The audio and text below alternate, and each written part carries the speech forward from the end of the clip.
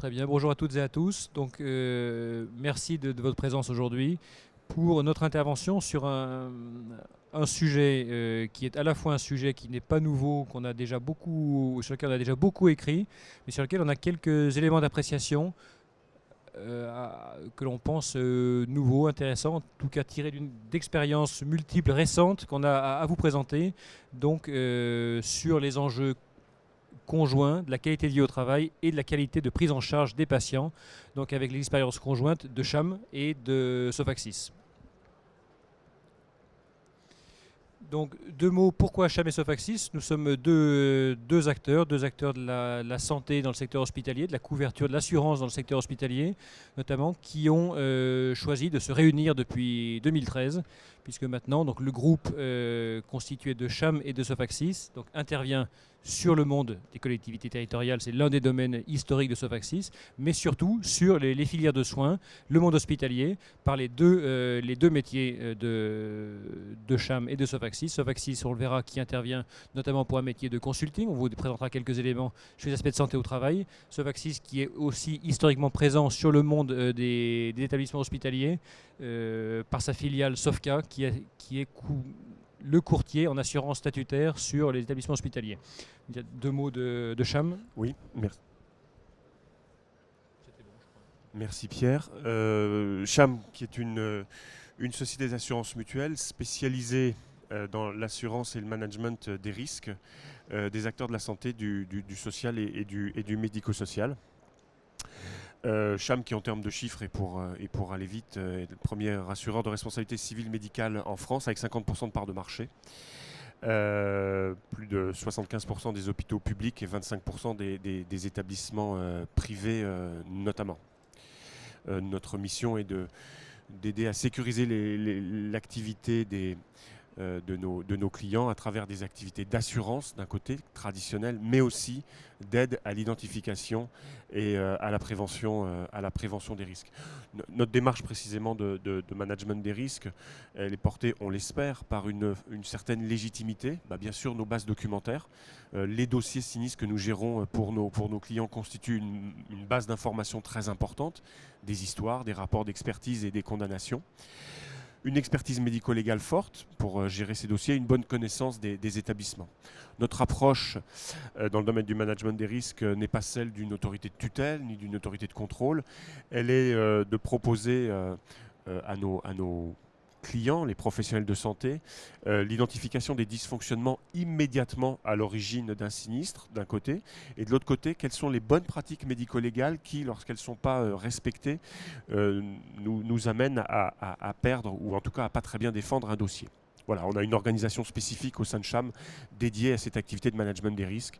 À travers une direction à part entière, je passe. Et nos activités, qu'elles soient marchandes ou non marchandes, je dirais, peu importe, elles s'articulent autour de 4 lignes d'activité, des activités d'information, beaucoup de publications, un portail web assez dense avec environ 300 articles en stock, des activités de formation traditionnelles, mais aussi un peu innovantes à travers du e-learning, du conseil, dont des visites de risque qui sont des démarches qui permettent d'aider à la mesure d'exposition au risque des établissements, notamment avant de tarifer, et puis des études avec des sociétés savantes. Désormais, nous produisons à partir de nos datas des études médicales.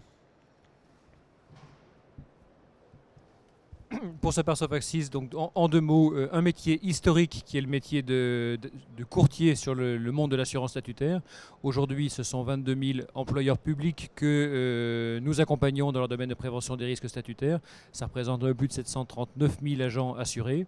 Et puis une activité de conseil en soutien à l'activité d'assurance ou en propre sur les enjeux de la santé au travail, de la performance des organisations, et aujourd'hui beaucoup de la prévention des risques psychosociaux et de la qualité de vie au travail. Et c'est par ce prisme-là que l'on va vous dire quelques éléments d'appréciation dans la foulée.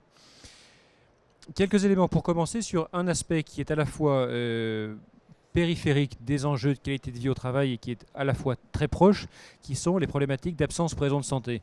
Nous publions chaque année au printemps, à l'été, quelques chiffres clés sur les problématiques d'absentéisme dont on sait que pour à la fois les C'est à la fois un révélateur des problématiques de santé au travail, de risques psychosociaux aussi, sur notamment les arrêts de maladie ordinaire, les petits arrêts dont on sait que ça fait partie des indicateurs clés de RPS. Et également, c'est un enjeu de qualité de prise en charge et qualité des soins, dans la mesure où les absences peuvent être amenées à perturber, demander de la réorganisation, la gestion des plannings. On va voir tout à l'heure dans quelle mesure ça peut venir impacter la qualité des soins. On publie donc tous les ans ce baromètre-là, on le publiera dans quelques semaines. Nous voulions vous donner quelques éléments d'appréciation sur des chiffres qui ne sont pas encore publiés, qui sont les premières tendances 2014 des absences en établissement hospitalier. Ce que l'on constate, vraiment pour donner quelques chiffres clés sur les absences pour raison de santé dans les établissements, vous voyez un taux d'absentéisme qui est variable selon la taille des établissements. Là, on a fait un focus plutôt sur les petits établissements avec les 3 strates que l'on présente. Un taux d'absentéisme dont on verra qu'il est plutôt en stabilisation sur 2013-2014. On verra ce que ça peut couvrir derrière comme événement.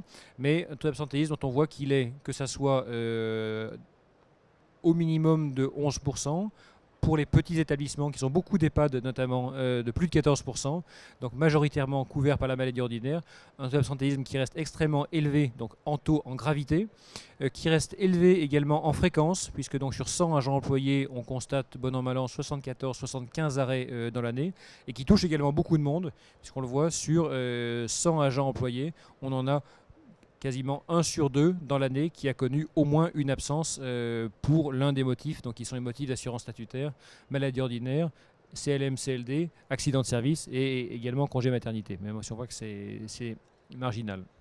Au final, quelques chiffres clés toujours. En 2014, toute nature d'arrêt confondue, chaque agent employé, en moyenne, se sera arrêté pour des problématiques de santé, 36 jours dans l'année.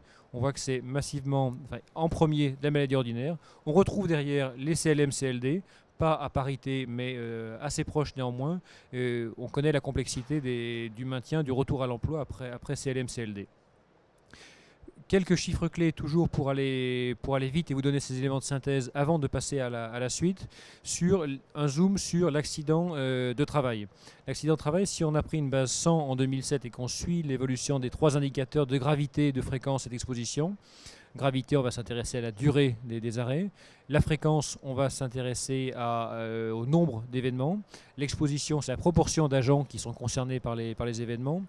On voit qu'on a eu globalement une hausse, on voit qu'on a une stabilisation de la fréquence et de l'exposition sur les dernières années.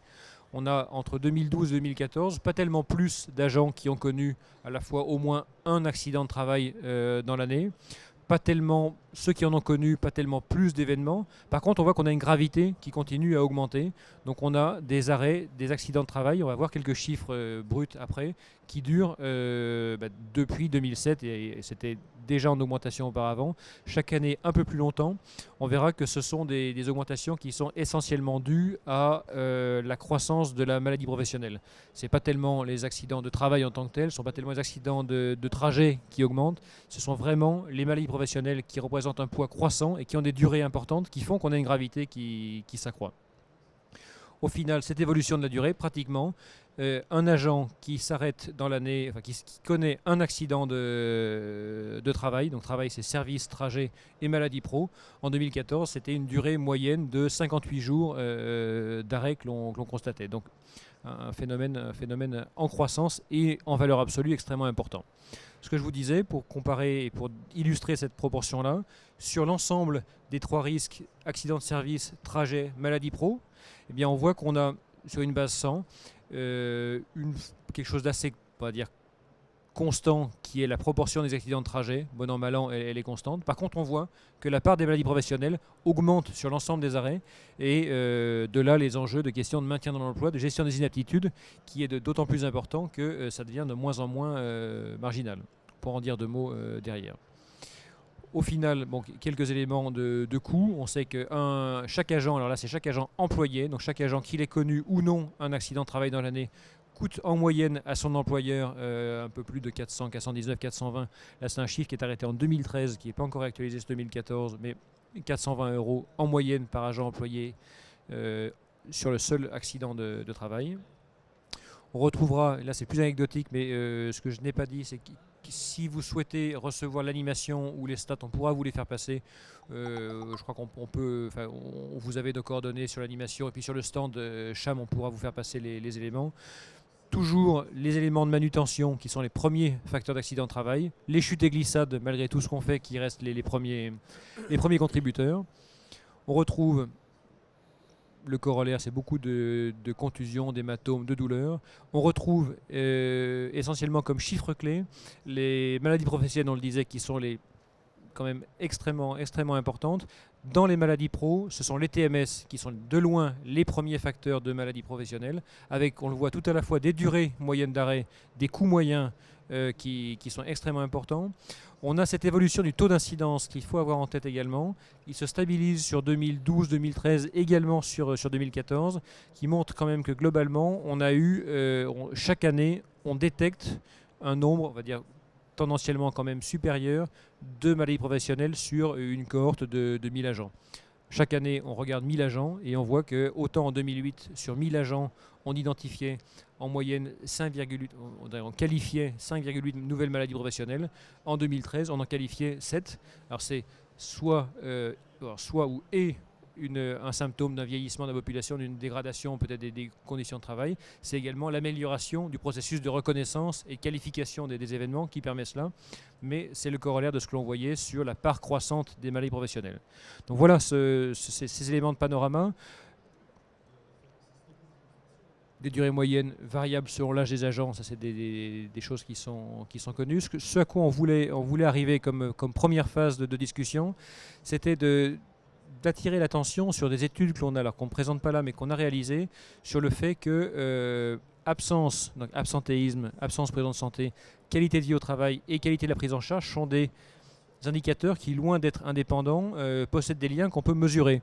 Et en fait, lorsque l'on compare les résultats que l'on peut avoir sur une enquête de qualité de vie au travail et qu'on étudie des corrélations avec les niveaux d'absence pour raison de santé, on voit qu'on a des liens extrêmement forts, des liens de corrélation qui existent entre le sentiment d'appartenance, le sentiment d'intégration dans l'équipe, le sentiment de reconnaissance et des indicateurs de fréquence, de gravité, d'exposition sur les différents arrêts. Et ces éléments statistiques sont les premiers leviers, des premières assurances, des premières propositions, en tout cas des premières opportunités pour chercher à agir de manière, on va le voir, ciblée, mais sur ce qui constitue ces leviers de motivation et qui comptent pour les agents d'établissement. On sait, et ça démarche à l'appui, que lorsque l'on intervient sur le sentiment d'engagement, le sentiment d'être reconnu, le sentiment d'être écouté, le sentiment d'appartenir à un collectif, le sentiment de pouvoir donner son avis, de participer à des réunions, d'être informé, on voit que les populations qui éprouvent ce sentiment, cette reconnaissance, sont aussi des populations qui tendanciellement ont plutôt moins d'arrêts maladie, plutôt moins en tout cas de petits événements. Ça ne les immunise pas contre les gros arrêts, mais sur les grosses populations, on voit qu'il y a des tendances.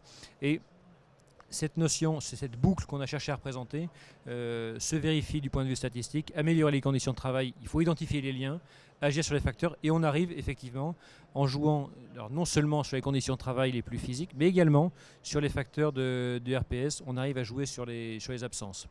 Donc c'était les premiers éléments pour commencer à faire ce cadrage. Merci Pierre. Pour prolonger tes propos, je vais peut-être passer cette slide, et continuer à essayer de tisser des liens entre qualité de vie au travail et management des risques. Alors du point de vue plus de Cham, d'abord il faut rappeler que nous, on sait que nos professionnels de santé, les professionnels de santé sont sous contrainte et depuis longtemps. Faut-il rappeler la pénurie durable de professionnels de santé dans nos établissements, le turnover, le recours aux heures supplémentaires et à l'intérim, une activité bien particulière, d'abord significativement croissante ces dernières années et souvent par à-coups qui rend difficile la maîtrise de la charge de travail. Une activité par définition génératrice de stress, on n'est plus sur l'obligation de moyens, mais beaucoup plus sur l'obligation de résultats, avec des accidents de travail souvent spécifiques. Des particularités culturelles fortes dans nos établissements, oserais-je parler du cloisonnement et des problèmes de communication entre les différents professionnels, je crois qu'il faut le rappeler. Sachez que ces situations sont souvent prises en compte désormais par les experts judiciaires lorsqu'ils lisent des dossiers sinistres, lorsqu'ils rédigent leur rapport d'expertise. On est certain, on pense qu'il y a un lien évident, et on en parlera tout à l'heure, entre qualité de vie au travail et qualité de la prise en charge des patients. Or, la qualité de vie au travail chez les professionnels de santé est un paramètre qui a longtemps été finalement délaissé par nos démarches qualité, qu'on a souvent voulu centrer sur le patient, à juste titre sans doute, mais en oubliant significativement les équipes. On a des approches thématiques, des éléments de méthodologie, beaucoup d'approches de certification et d'indicateurs. Plus encore, on s'en rend compte maintenant, on est passé d'une époque où la sécurité du patient reposait sur des professionnels. Je me rappelle avoir entendu dire que l'interne était le pilier de l'hôpital il n'y a pas si longtemps que ça, à une approche plus industrielle, plus anglo-saxonne, où nos activités doivent être sécurisées à travers une professionnalisation des pratiques. Et de fait, cette démarche qui a beaucoup de sens, on ne va pas négliger la nécessaire influence que doit avoir le monde de l'industrie sur nos métiers, mais on a eu une franche anonymisation de la démarche. Or, il y a une attente forte des professionnels de santé sur ce thème.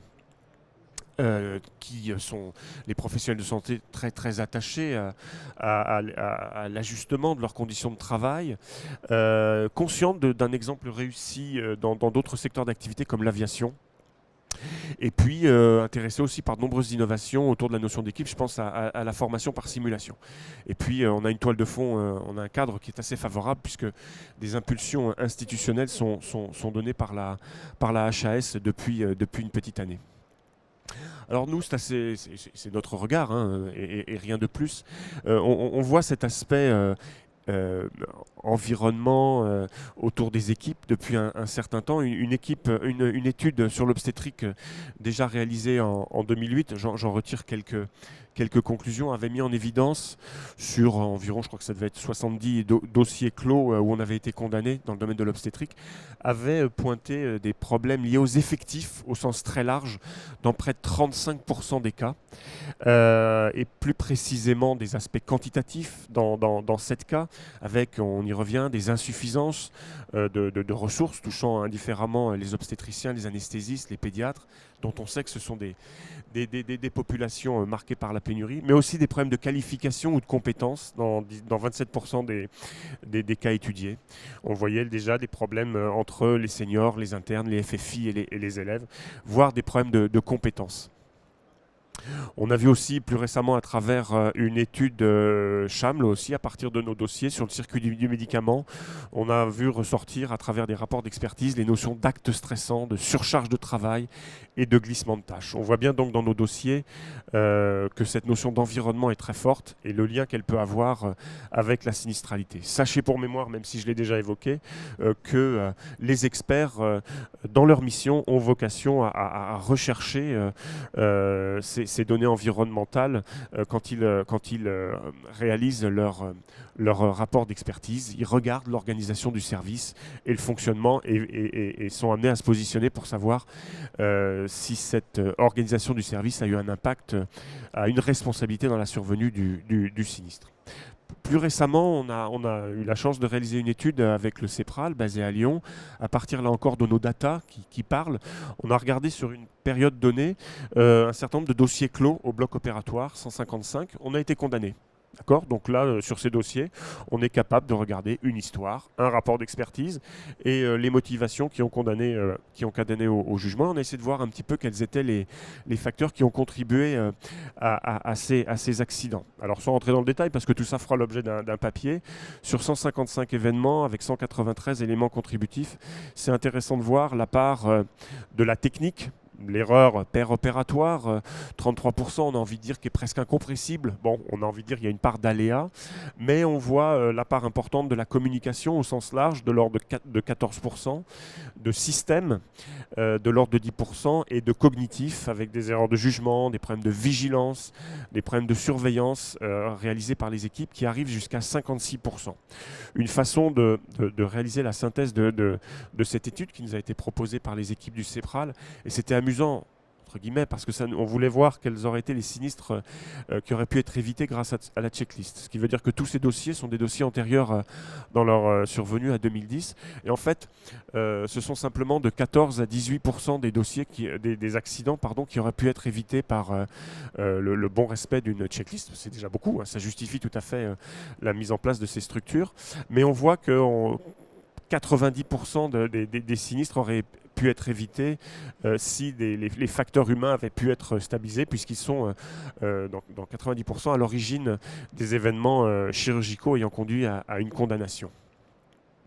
On en a comme idée de conclusion que les checklists sont des outils nécessaires à bien utiliser, mais sûrement pas suffisants, et qu'il faut accentuer, nous, nos efforts. C'est ce qu'on essaiera de faire, c'est ce qu'on essaye de faire déjà dans les approches que l'on a auprès des établissements, d'accentuer nos efforts sur la prise en compte des facteurs humains qui s'articulent autour de la vigilance, de la communication, de la bonne prise de décision, via, et on y reviendra tout à l'heure, peut-être des éléments de formation individuelle et de l'amélioration du travail en équipe. Donc ça, c'était donc à travers nos dossiers, à travers une étude plus spécifique, le lien, je dirais, entre qualité de vie, environnement autour des équipes et sinistralité. Sachez aussi qu'on réalise des visites de risque. Dans les établissements, on en réalise environ 200 par an pour essayer de mesurer le niveau d'exposition au risque en vue de proposer une tarification la plus appropriée et la plus personnalisée possible aux établissements.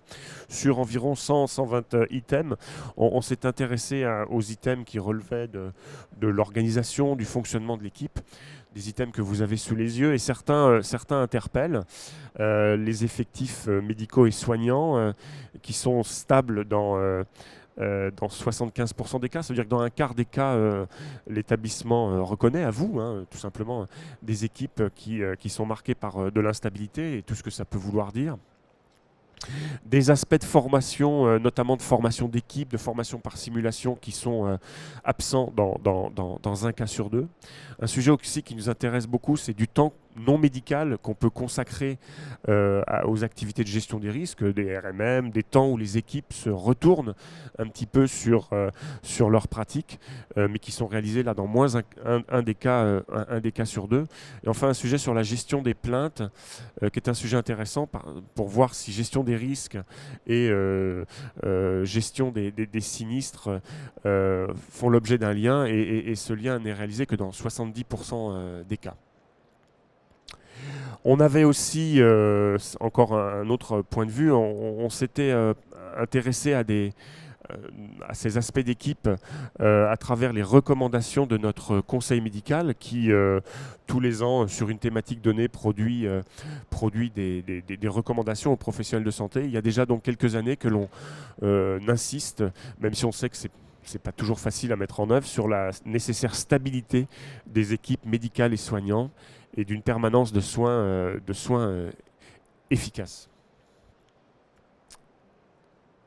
Un autre sujet que je vais qualifier de ce qu'on peut voir dans les établissements, on réalise un certain nombre de missions de conseil dans les établissements, notamment de l'assistance à la cartographie des risques dans les établissements. Et si je prends le domaine de l'obstétrique, et ça c'est des remontées qui nous viennent de vos établissements, les risques identifiés par vos équipes tournent autour de risques de personnel non ou insuffisamment formé, de risques liés à l'absence de compétences médicales, de risques de compétences médicales non appropriées, de risque de non-présentation du dossier en staff médical, de risque d'effectifs insuffisants, etc., d'absence de coordination sur la prise en charge. On a aussi sur le circuit du médicament des sujets autour du glissement de tâches, de l'absence de procédures dégradées, etc.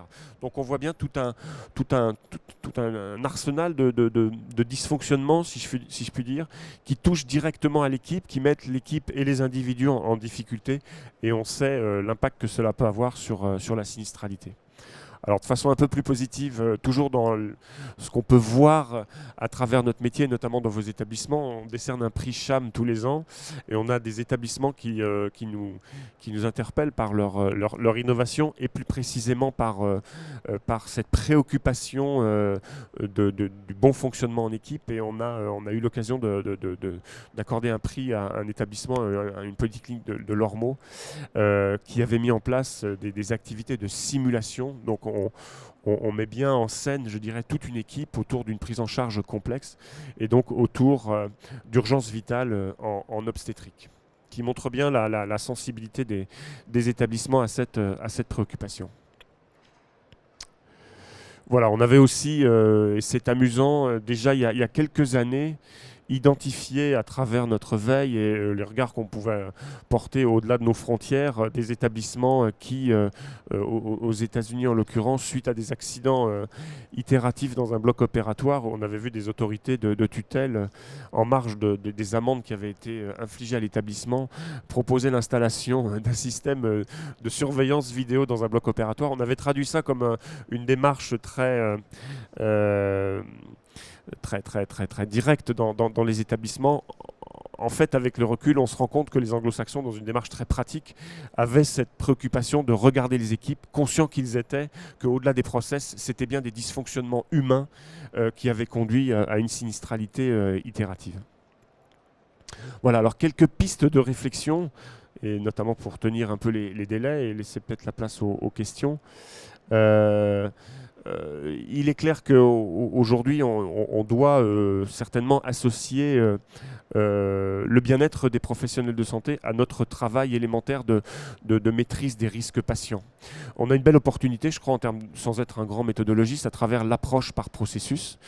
Et puis aussi définir des outils de suivi d'activité des professionnels de santé. Je parlais d'outils de suivi de la charge de travail et d'être capable d'y associer donc des indicateurs qualité de vie et de prévention des RPS. On peut imaginer que la formation est certainement un dispositif central, majeur, qui doit se réinventer, sans embâge, aller vers l'évaluation objective des compétences des professionnels, parce qu'un professionnel, peut-être pas au niveau par rapport au poste qu'il occupe, est sûrement un professionnel en difficulté, tant à son niveau qu'au niveau de l'équipe, et mettre en place donc des programmes de formation légitimés. Et mettre en place des actions de formation appropriées pour une mise à niveau et une mise en confiance des professionnels de santé. Le lien entre la formation et la mise en confiance des professionnels de santé est sûrement un thème très intéressant à creuser. Encore une fois, la notion d'équipe et essayer de transposer des méthodes qu'on peut voir dans d'autres secteurs d'activité, notamment de l'industrie aéronautique, qui parle de crew resource management, avec du team leadership, la gestion de conflits, de l'organisation du groupe, de coopération, de coordination, est sûrement un sujet très important. Et encore une fois, privilégier des moments de vie en commun à travers des projets, des comités de retour d'expérience, des RMM, etc. Quelques sujets que vous connaissez et que vous voyez émerger. J'étais l'autre jour, on avait la chance d'être à un congrès de chirurgie ambulatoire, un congrès international. Ça y est, les anglo-saxons parlent en début de programme opératoire. Alors si ce n'est au niveau de tout le bloc, mais en tout cas salle par salle, programme par programme, avec l'équipe concernée, de lancer un pre-job briefing. C'est-à-dire on se met autour d'une table où on se réunit pendant 10 minutes, un quart d'heure, et on balaye par anticipation avec les équipes concernées ce que va être la journée au bloc opératoire. Des gestions d'interruption de tâches, la checklist bien utilisée comme un temps particulier de la prise en charge du patient, la délégation contrôlée, les communications sécurisées et des notions de débriefing. Voilà, je repasse la parole à Pierre pour un point de vue un peu plus général, managérial et organisationnel. Très lié à ce que vient de dire Frédéric, puisqu'on vient de voir combien la qualité de vie au travail, l'organisation, la qualité du fonctionnement de l'équipe était fondamentale dans la qualité de la prise en charge. On a vu le chiffre tout à l'heure, à la fois l'impact et la limite de la checklist, puisque pour passer des 18 aux 90%, il y a du facteur humain. Et c'est vrai que là, c'est la qualité de vie au travail, la vie de l'équipe et l'incitation. Alors, l'incitation sur laquelle on communique beaucoup, mais c'est vrai que on le verra tout à l'heure, le monde institutionnel de la réglementation pousse de son côté pour engager les établissements à mettre en œuvre des démarches de prévention des RPS ou, sous leur côté plus positif et peut-être plus incitatif et plus intéressant, de promotion de la qualité de vie au travail. Ça permet par là même de travailler sur les leviers de motivation, d'engagement des agents, de développer le dialogue social.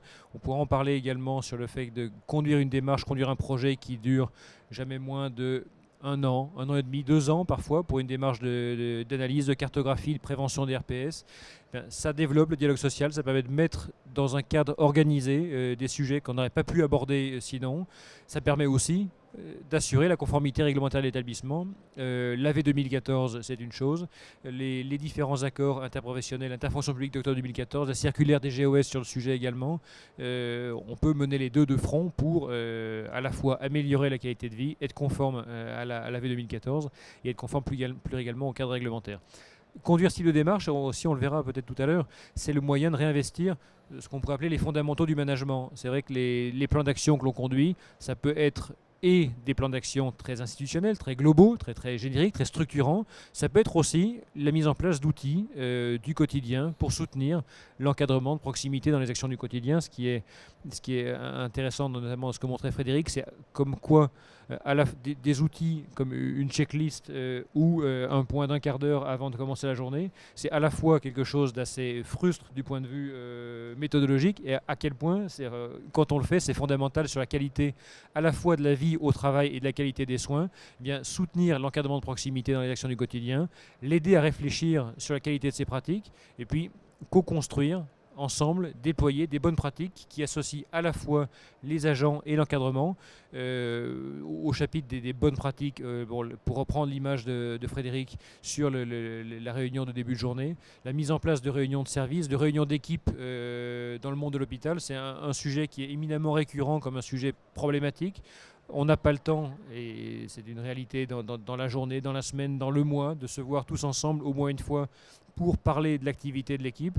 N'empêche qu'effectivement, quand on cherche à réfléchir sur comment faire, pourquoi, qu'est-ce qu'on peut mettre en place et quels sont les lieux d'échange, les temps de discussion, de coordination qu'on peut mettre en place, on agit vraiment efficacement sur les déterminants premiers de la qualité de vie au travail. Et là, on retrouve le lien qu'évoquait Frédéric sur qualité de vie au travail, qualité des soins.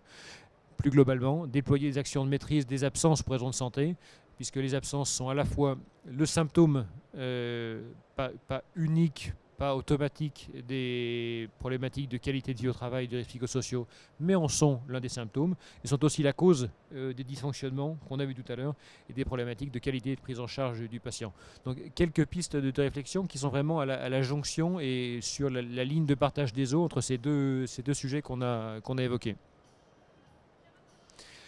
En guise de synthèse, à supposer qu'on puisse faire une synthèse de tout ce qu'on a dit là, on s'est, on va pas dire beaucoup, on va pas exagérer, mais on s'est interrogé avec Frédéric sur le titre à donner à notre présentation. C'est vrai qu'on s'était dit une meilleure qualité de vie au travail pour une meilleure qualité de prise en charge des patients.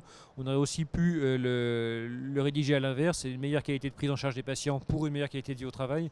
Et c'est vrai que ce lien entre les deux et le pour nous a paru extrêmement restrictif et qu'il faut vraiment penser le lien entre les deux comme un aller-retour continu et le fait que quand on travaille sur l'un, on accompagne l'autre et réciproquement. Et avec cette conviction qui est, je pense, une conviction à la vue dans ce qu'a dit Frédéric et dans ce qu'on vient de présenter, conviction partagée, que les actions de terrain, les actions pragmatiques, celles qui démontrent leur efficacité, on l'a vu, et qui ne sont pas forcément des grandes théories ou des grandes constructions, mais des bonnes pratiques du quotidien, sont aussi celles qui fonctionnent, pas dire le mieux, mais qui fonctionnent en elles-mêmes déjà très bien. Voilà. Et normalement, c'est la dernière qu'on vous inflige. Hop. Voilà. Merci.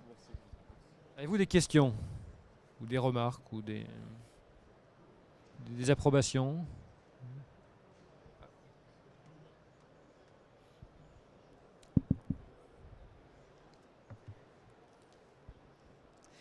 Alors, je pense que votre étude reflète et met des chiffres et factualise une situation que probablement beaucoup connaissent de façon expérimentale.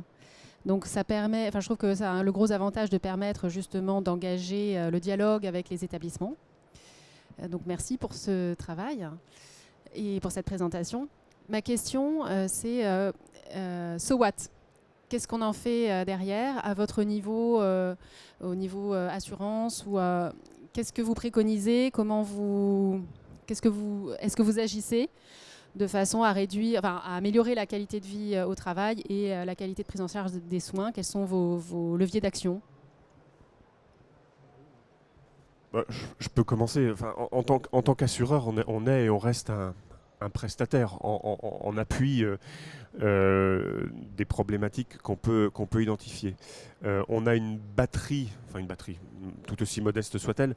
Je vous l'ai présenté tout à l'heure. Il y a un travail d'information à travers ces études, de sensibilisation. Alors c'est vrai que c'est connu sur le terrain, mais c'est probablement aussi, cette information va permettre d'en faire un sujet de débat de plus en plus important dans les établissements. Dans nos activités d'assureur, qui consiste à proposer une tarification la plus appropriée possible à l'établissement, il faut savoir que c'est dans nos visites de risque, les indicateurs liés à la qualité de vie au travail vont être de plus en plus pris en compte.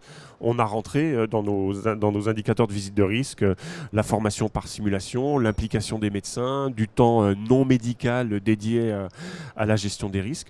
Donc nos visites de risque qui ont, vous le savez, un impact, puisqu'elles jouent sur la tarification, elles ont un caractère incitatif. Donc on joue à travers aussi cet aspect des choses. On est avec les équipes de Pierre, et là on voit que nos synergies jouent à plein. On a des offres de formation à part entière, et on a finalisé tout récemment une formation sur qualité de vie au travail et management des risques qu'on propose. Donc, voilà.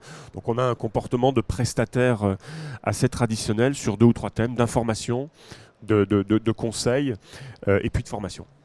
Et pour compléter ce que dit Frédéric, le fait que vous posiez la question en étant venu écouter et en soi une réponse à votre question. C'est-à-dire que notre rôle, c'est aussi de communiquer, de témoigner de ça, et pour reprendre vos termes, de factualiser et d'apporter la vision. Alors, la loi des grands nombres, on va dire malheureusement, parce qu'il y a toujours trop de sinistres, mais bon, mettre ensemble tous ces sinistres pour sortir des grandes tendances et faire en sorte que le questionnement ressorte et que ça mette en débat ces questions-là.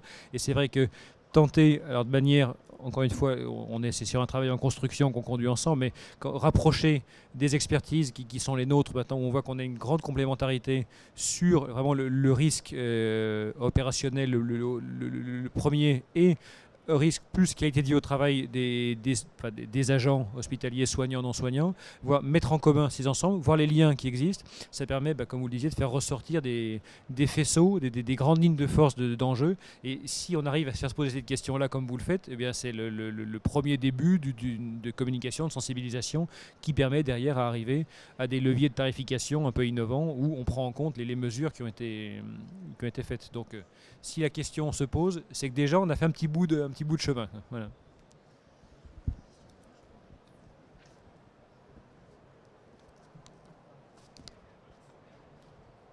Bonjour. Donc je renouvelle la reconnaissance que j'ai pour vos études et vos travaux qui éclairent la question de la qualité de vie au travail dans la santé. Quels sont les indicateurs que vous dites que de plus en plus vous allez en tenir compte dans vos analyses, dans vos visites des risques ou les analyses des sinistres? Quels sont les indicateurs qualité de vie au travail et aux risques psychosociaux que vous allez étudier pour tenir compte par exemple de la cohésion d'une équipe ou la motivation des équipes? Oui, alors attends, les indicateurs doivent être factuels, pas trop tendancieux, etc. Mesurer de la motivation, et puis je vous rappelle, nos visites de risque se délivrent sur 1 à 3 journées, etc. Non, par contre, le caractère approprié du nombre d'agents par rapport à une activité donnée, la mesure de la charge de travail dans un établissement, l'existence d'un encadrement dès lors qu'on est dans un service digne de ce nom, le recours au personnel intérim, les heures supplémentaires, le turnover. Moi j'ai eu la chance de travailler dans un établissement à des postes administratifs, les sorties tardives au bloc opératoire, on sait, et des choses que peut-être on savait, ça faisait partie d'une activité un peu musclée, un peu qui était notre culture de vie. On sait aujourd'hui que sur la durée, ça épuise des équipes, c'est de moins en moins accepté. On sait qu'il y a des solutions, des pistes, on sait que des grands secteurs d'activité ont travaillé sur l'animation des équipes, sur le bien-être des équipes. Donc voilà, on va sur des sur des critères très factuels qu'on peut mesurer. D'ailleurs, ce n'est pas l'objet de mesure, c'est l'objet d'échange. Nos visites de risque, je vous l'ai dit, ne sont pas des contrôles, mais sur ces quelques indicateurs, ensuite, en plus, on se retrouve très largement sur ces sujets avec nos interlocuteurs. Donc voilà, c'est des indicateurs assez durs, très précis sur l'activité. Vous avez, en complément, vous avez la DGOS qui a, le guide des GAFP qui était sorti, et la DGOS qui préconise des indicateurs qui sont parmi ceux qu'a évoqué Frédéric, le turnover, le taux de rotation des agents, les visites chez le médecin du travail, les actes de violence physique également envers le personnel. Bon, il y a des choses qu'on peut compter. Dans les événements indésirables, pour peu qu'ils soient collectés, c'est une chose, analysés, partagés, il y a énormément d'informations aussi. Donc là, pour reprendre ce que disait Frédéric, c'est vrai que l'enjeu, il est moins de créer l'indicateur que de réussir à le faire parler et à agréger la matière. La matière, elle est là, elle est dans l'établissement, elle est latente. Après, il faut réussir à mettre en place des indicateurs et à prendre du temps pour les partager et les faire causer. C'est vrai, mais vous les avez, mais ce sont essentiellement ceux-là. C'est pas la peine de... Toutes les démarches qu'on a conduites qui ont bien fonctionné sur les indicateurs sont celles où il y a eu un choix de sagesse qui a été fait, où on prend quelques indicateurs, on s'en contente et on cherche déjà à faire avancer le public avec 3-4 indicateurs. Et quand on part sur des gros tableaux de bord, des grands tableaux de chiffres, on se noie, on se perd, on passe beaucoup de temps pour pas grand-chose. Ouais.